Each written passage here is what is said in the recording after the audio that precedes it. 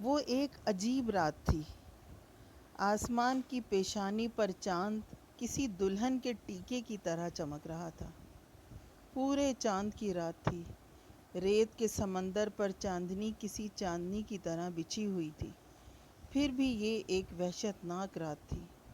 ایسی روشن رات اور ایسی بھیانک۔ جب دلوں پر وحشت برستی ہو، اگلے پل کی خبر نہ ہو کہ کیا ہونے والا ہے، تو چاندنی کیا کرے گی؟ چاند کا حسن کون دیکھے گا؟ باہر کا موسم اسی وقت اچھا لگتا ہے جب آدمی کے اندر کا موسم اچھا ہو، اس کا دل پرسکون ہو۔ لق و دق صحرا، کسی دبیس قالین کی طرح زمین پر بچھی ریت، ٹھنڈی ہوا ہولے ہولے بہتی ہوئی۔ روشن چاند کسی حسینہ کے چہرے کی طرح چمکتا ہوا، لیکن اس دلکش رات سے محظوظ ہونے والا یہاں کوئی نہ تھا۔ جو تھے ان کی آنکھوں میں خباثت بھری ہوئی تھی، یا آنسو یا پھر نیند۔ کسی کی آنکھ میں آنسو تھے تو کوئی سو رہا تھا۔ جس کی آنکھیں بند تھیں اس کی قسمت کا جگنو اس کی زندگی میں اندھیرا پھیلانے والے تھے۔ اس معصوم کا کیا قصور تھا؟ اس معصوم کا کوئی قصور نہ تھا۔ ابھی تو اس کا نام بھی نہیں رکھا گیا تھا۔ اس دنیا میں آئے ہوئے اسے وقت ہی کتنا ہوا تھا؟ بس ایک دن۔ اس ایک دن نے اسے یہ دن دکھا دیا تھا کہ اس کا پالنا اونٹ پر کسا جا رہا تھا۔ کچھ ہی دیر جانی تھی کہ اس معصوم کو اس پالنے میں ڈال کر اونٹ کو ہنکا دیا جانا تھا۔ یہاں دو اونٹ تھے۔ دوسرا اونٹ اس مظلوم کے لیے تھا جس کی آنکھیں آنسوؤں سے بھری ہوئی تھیں۔ اس کا رواں رواں چیخ رہا تھا، مگر ہونٹ بھچے ہوئے تھے۔ ایسی بے آواز چیخ کو کون سنتا؟ یہاں تو چیخنے والوں کی کوئی نہیں سنتا۔ دوسرے اونٹ پر کاٹھی باندھی جا رہی تھی۔ اس کاٹھی پر اس آنسو بھری آنکھوں والی مظلوم عورت کو بٹھا کر اونٹ کو ہانک دیا جانا تھا۔ یہاں 3 گھوڑے بھی تھے۔ 2 گھوڑوں کی پیٹھ خالی تھی۔ ان کے سوار اونٹوں کو تیار کرنے میں لگے ہوئے تھے، جبکہ ایک گھوڑے پر گھڑ سوار موجود تھا۔ اس کا انداز ہی نرالا تھا۔ وہ 50-55 سال کا ایک مضبوط کاٹھی کا آدمی تھا۔ اس کا لباس راجاؤں والا تھا۔ وہ گھوڑے کی پیٹھ پر سیدھی کمر کے ساتھ بیٹھا تھا۔ اس کی گول آنکھیں کسی الو کی آنکھوں کی طرح چمک رہی تھیں۔ وہ اپنی بائیں ہاتھ سے اپنی مونچھ کو بل دے رہا تھا۔ وہ نشے میں چور شخص تھا، اسے اپنی دولت کا نشہ تھا۔ وہ ایک فرعون تھا، اسے اپنی طاقت کا گھمنڈ تھا۔ اس شخص کا نام روشن رائے تھا۔ وہ نام کا روشن تھا، اس کے اندر اندھیرا ہی اندھیرا تھا۔ اس نے اپنی مونچھوں کو چھوڑ کر ہاتھ سیدھا کیا اور بھیانک آواز میں دھاڑا، جلدی کرو۔ اس کی کرخت آواز سن کر دونوں گھڑ سوار جو اس کے نمک خوار تھے اور تیزی سے اپنا کام نمٹانے لگے۔ پھر جلد ہی پالنے کو اونٹ کی پیٹھ پر کس دیا گیا اور اس کی دم میں ایک بڑی گھنٹی باندھ دی گئی۔ دوسرا اونٹ بھی تیار ہو گیا تھا۔ اس پر کاٹھی باندھی جا چکی تھی اور ایک بڑی گھنٹی دم سے لٹکائی جا چکی تھی۔ کام پورا کر کے وہ دونوں گھڑ سوار روشن رائے کے سامنے مؤدبانہ آ کر کھڑے ہوئے اور سینے پر ہاتھ باندھ کر گردن جھکا کر باری باری بولے، سرکار میرا اونٹ تیار ہے، مالک میرا اونٹ بھی تیار ہے، جاؤ پھر روانہ ہو جاؤ۔ روشن رائے کی کرخت آواز رات کے سناٹے میں گونجی۔ دونوں نمک خوار واپس پلٹے۔ سامنے ہوئی عورت جو غم سے نڈھال تھی اور آنے والے وقت کا تصور کر کے جس کا دل کانپ رہا تھا، آنکھوں میں آنسو اور دل میں پیوست تیر تھا، جس کی دنیا اندھیر تھی، اس عورت کے سینے سے لگا اس کا لخت جگر جو آنے والے وقت سے بے خبر خواب خرگوش کے مزے لے رہا تھا، اس نمک خوار نے ایک جھٹکے سے چھین لیا اور اونٹ کی طرف لے چلا۔ ممتا تڑپ اٹھی۔ اس نے ہاتھ بڑھا کر اس نمک خوار سے اپنا بچہ لینا چاہا، لیکن دوسرے نمک خوار نے اس کا ہاتھ پکڑ لیا اور اسے دوسرے اونٹ کی طرف لے چلا۔ اب اس عورت کے ضبط کے تمام بندھن ٹوٹ گئے۔ وہ ہذیانی انداز میں چیخ اٹھی۔ اس کی دکھ میں ڈوبی ہوئی آواز لق و دق صحرا میں گونج اٹھی، صحرا کا دل چیر گئی۔ روشن رائے، تو نے مجھ سے میرا بچہ چھینا ہے، مجھے برباد کیا ہے، یاد رکھنا ایک دن تو بھی برباد ہو جائے گا، تیرا بچہ بھی کوئی تجھ سے چھین کر لے جائے گا۔ یہ میری بد دعا ہے، ایک ماں کی بد دعا۔ اس دکھ بھری فریاد کے جواب میں روشن رائے کا ایک بھیانک قہقہہ گونجا۔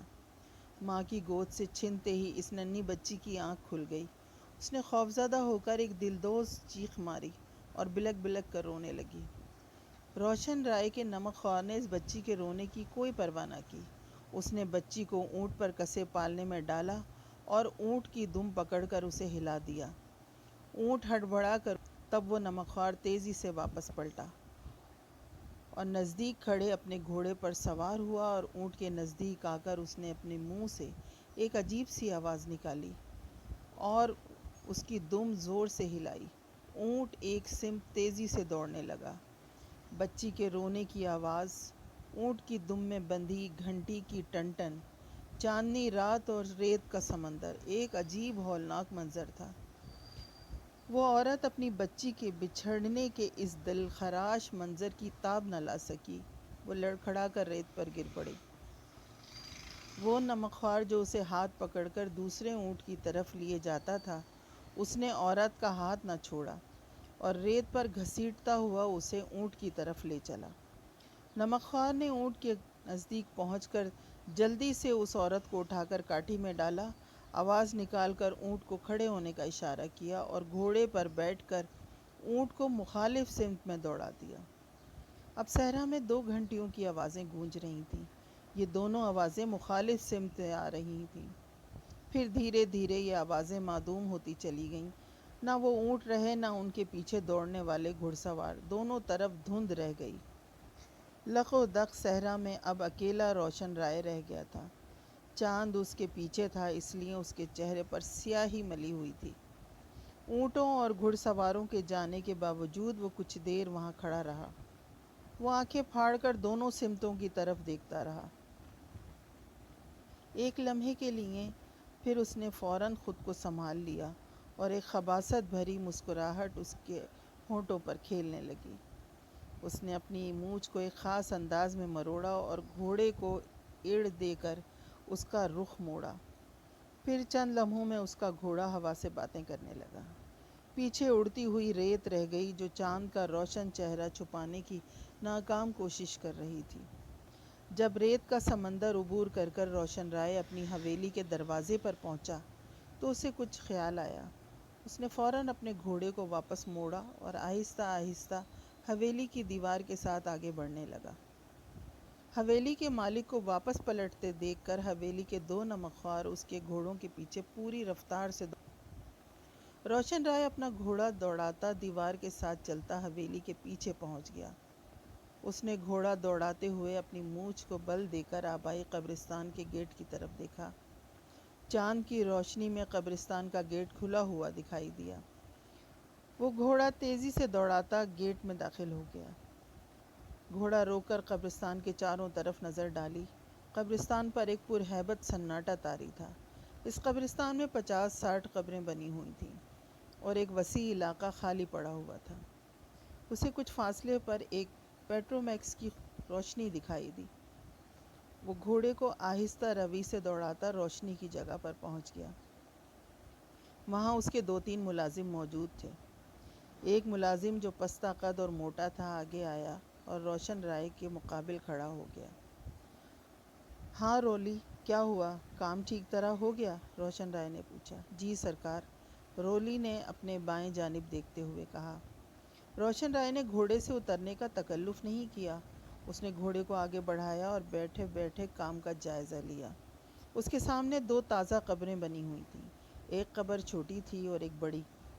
قبروں کا جائزہ لے کر اس نے گردن ہلائی اور پھر اپنا گھوڑا موڑ کر دھیرے دھیرے چلنے لگا۔ رولی گھوڑے کے ساتھ ساتھ چل رہا تھا۔ ٹھیک ہے رولی، اب تم جاؤ۔ یہاں ایک بندے کو چھوڑ دینا۔ وہ ذرا قبرستان کا خیال رکھے گا، کوئی جانور وانور نہ گھس آئے۔ بات کو سمجھے کہ نہیں؟ روشن رائے نے اپنی ایک مونچھ کو بل دیا۔ سمجھ گیا سرکار۔ تو پھر جاؤ آرام کرو، میں بھی آرام کرتا ہوں، آج کچھ لمبی ہی شہ سواری ہو گئی۔ جی سرکار۔ رولی چلتے چلتے رک گیا۔ جب روشن رائے اور اس کے درمیان فاصلہ بڑھ گیا تو وہ قبروں کی طرف پلٹ گیا۔ قبرستان کے دروازے پر دونوں ملازم کھڑے ابھی تک ہانپ رہے تھے جو حویلی سے روشن رائے کے پیچھے یہاں تک دوڑ لگاتے ہوئے پہنچے تھے۔ وہ دونوں اپنے مالک کے گھوڑے کے تعاقب میں پھر دوڑنے لگے۔ جب حویلی کے دروازے پر پہنچے تو اس وقت تک روشن رائے اپنے بیڈ روم میں داخل ہو چکا تھا۔ ابھی وہ کپڑے تبدیل کر کے فارغ ہی ہوا تھا کہ نفیسہ بیگم کمرے میں داخل ہوئی۔ اس نے آتے ہی تشویش بھرے لہجے میں پوچھا، کہاں چلے گئے تھے؟ نفیسہ بیگم، مرد ذات کے پیچھے 100 بکھیڑے ہوتے ہیں۔ اتنی بڑی جاگیر کو سنبھالنا کوئی آسان کام نہیں ہے۔ جہاں سے بھی آ رہا ہوں میں کچھ کر کے ہی آ رہا ہوں۔ تمہارے بیٹے کی طرح نہیں ہوں۔ میں نے اپنے ماں باپ کا نام روشن کر رکھا ہے۔ ایک وہ ہے کہ اس نے روشن رائے کے نام پر بٹا لگایا ہوا ہے، پڑھائی ایک طرف رکھے گلوکار بنا ہوا ہے۔ بابا، ایسے ہوتے ہیں بڑے لوگوں کے پوت؟ روشن رائے غصے میں آ گیا۔ پڑھ تو رہا ہے، اور کیسے پڑھے؟ ایم اے کر رہا ہے میرا بیٹا۔ ہمارے خاندان میں تو ایک بھی ایم اے نہیں ہے، میٹرک اور بی اے بھرے پڑے ہیں۔ پڑھنے کے ساتھ اگر اس نے اپنا شوق پورا کر لیا تو کون سا ایسا جرم ہو گیا؟ آخر اس نے پلٹ کر حویلی میں ہی آنا ہے اور تمہارے بعد اپنی جاگیر سنبھالنی ہے۔ بس سنبھال لی اس نے جاگیر۔ کیا بات کرتی ہو نفیسہ بیگم؟ پوت کے پاؤں پالنے میں نظر آ جاتے ہیں۔ اب پوت کے پاؤں میں 8 نمبر کے جوتے ہیں، ذرا سنبھل کر رہنا۔ تمہارے اور اس کے پاؤں میں اب کوئی فرق نہیں رہا، کہیں کسی دن وہ تمہارے جوتوں میں پاؤں نہ ڈال دے۔ نفیسہ بیگم نے اپنے لہجے کو معنی خیز بنا کر کہا اور پھر بے اختیار ہنس دی۔ اس کی ہنسی میں بھی زہر گھلا ہوا تھا۔ مجھے دھمکی دے رہی ہو؟ روشن رائے نے اسے گھورا۔ دھمکی نہیں دے رہی، حقیقت بتا رہی ہوں، نفیسہ بیگم نے سپاٹ لہجے میں کہا۔ تم مجھے بالکل نہیں جانتی ہو، روشن اتر آیا۔ روشن رائے صاحب، میں تمہیں جاننا بھی نہیں چاہتی، نفیسہ بیگم نے بڑے خشک لہجے میں کہا۔ بیوی کا یہ انداز، یہ لہجہ روشن رائے کو قطعی پسند نہ آیا۔ اس کے باوجود اس نے ضبط سے کام لیا اور لاپرواہی سے بولا، میں اب سونا چاہتا ہوں۔ ہاں سو جاؤ، کیا تمہیں اتنی جلدی نیند آ جائے گی؟ ابھی تو آدھی رات بھی نہیں ہوئی۔ یہ کہہ کر نفیسہ بیگم نے روشن رائے کی طرف دیکھا۔ اس کی طرف سے کوئی جواب نہ پا کر بولی، اس کا فون آیا تھا۔ کس کا؟ کمال رائے کا۔ وہ کل یہاں آ رہا ہے۔ نفیسہ بیگم نے ایک دھماکہ خیز خبر بڑے اطمینان سے سنائی۔ تم نے اسے کچھ بتایا تو نہیں؟ روشن رائے نے فکر مندی سے پوچھا۔ میں اسے کیا بتاتی، میرے پاس اپنے بیٹے کو بتانے کے لیے کچھ نہیں۔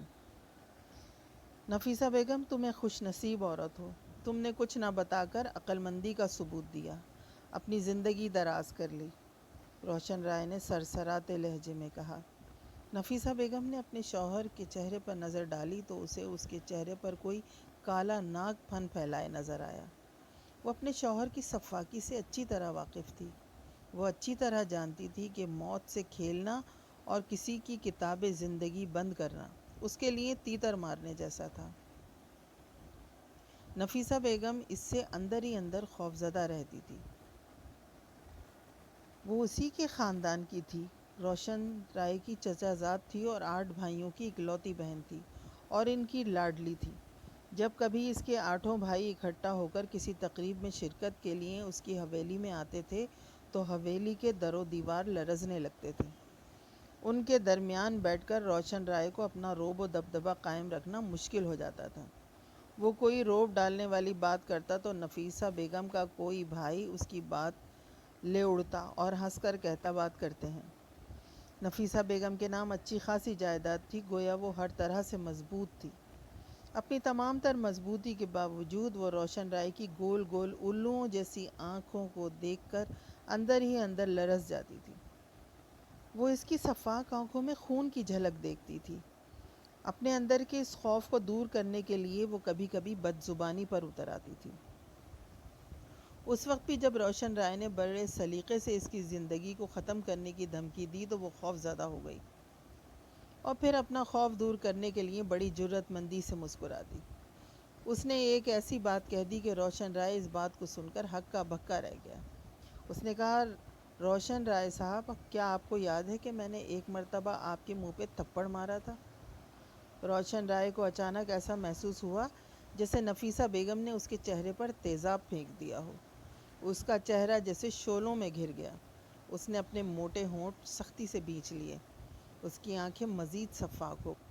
وہ جانتا تھا کہ اگر اس نے جواباً غصہ دکھایا تو بنا بنایا کھیل بگڑ جائے گا۔ کل اس کا بیٹا کمال رائے آ رہا تھا۔ اگر نفیسہ بیگم نے کمال رائے کو وہ سب کچھ بتا دیا جو اسے معلوم ہے تو کمال رائے ایک آتش فشاں بن جائے گا اور پھر اس طوفان سے بچنا کسی طور ممکن نہ ہوگا۔ روشن رائے نے نفیسہ بیگم کا خطرناک جملہ سن کر اور قہقہہ لگایا اور پھر اپنے لہجے میں نرمی بھرتے ہوئے بولا، ہاں نفیسہ بیگم، مجھے یاد ہے۔ بابا، اسی تھپڑ نے تو ہمیں تمہارا دیوانہ بنا دیا۔ بڑے ہو کر بالآخر ہم تم سے شادی کرنے پہ مجبور ہو گئے۔ تم ہم سے 2 سال بڑی بھی تو ہو۔ اگر بچپن میں ہماری کسی شرارت پر تم نے تھپڑ مار لیا تو کیا ہوا؟ بڑے بچوں کی سرزنش کیا ہی کرتے ہیں۔ رائے صاحب، آپ کا جواب نہیں۔ کوئی باتیں بنانا تو آپ سے سیکھے۔ اچھا، میں چلتی ہوں، آپ آرام کریں۔ روشن رائے اس دروازے کو گھورتا رہ گیا جہاں سے نفیسہ بیگم ابھی باہر گئی تھی۔ وہ کچھ دیر اپنی گول گول آنکھوں سے دروازے کو گھورتا رہا، پھر تکیے درست کر کر بیڈ پر لیٹ گیا۔ آنکھیں بند کی تو اس نوزائیدہ بچی کے رونے کی آوازیں اس کی سماعت سے ٹکرانے لگیں۔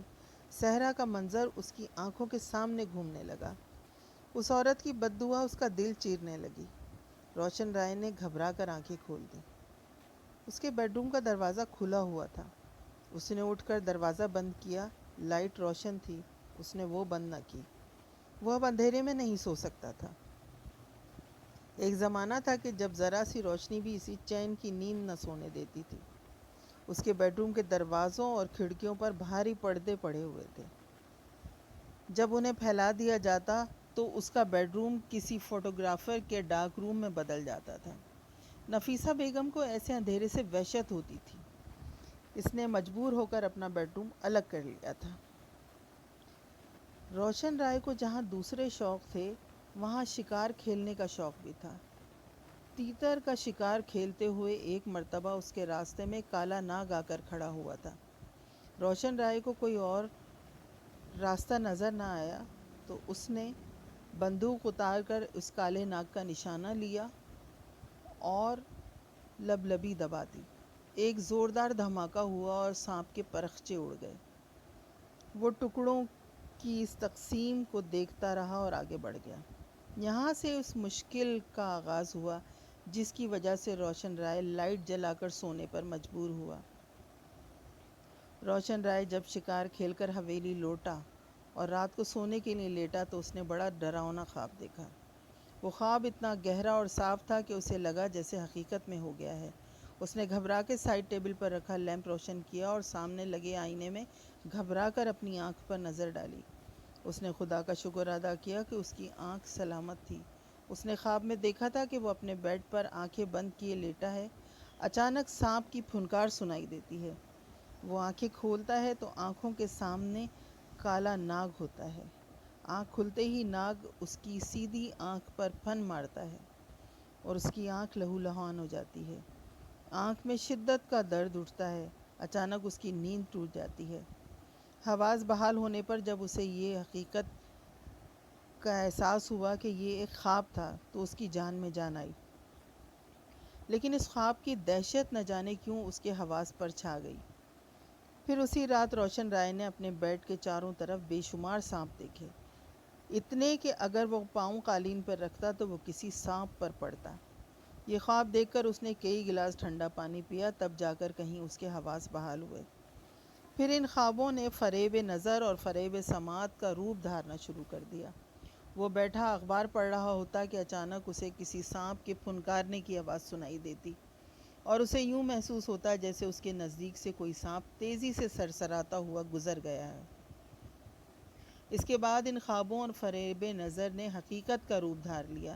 ایک رات جب وہ رات گئے اپنے بیڈ روم میں آیا تو اس نے ایک کالے سانپ کو تکیے پر کنڈلی مارے بیٹھا دیکھا۔ وہ پھن پھیلائے جھوم رہا تھا۔ روشن رائے کو دیکھتے ہی وہ تیزی سے پھسل کر بیڈ کے نیچے چلا گیا۔ اس رات اس نے پہرا دینے والے ملازموں کو بلا کر کمرے کا چپا چپا چھان مارا، لیکن سانپ کہیں دکھائی نہ دیا۔ یہ بات بھی طے تھی کہ سانپ سے نہیں نکلا تھا کیونکہ ملازموں کے آنے تک روشن رائے دروازے پر موجود رہا تھا اور کوئی ایسا سوراخ نہ تھا جس میں داخل ہو کر سانپ غائب ہو جائے۔ اب روشن رائے اندھیرے میں سوتے ہوئے ڈرنے لگا تھا۔ شروع میں اسے روشنی میں نیند نہیں آتی تھی، لیکن پھر وہ عادی ہو گیا۔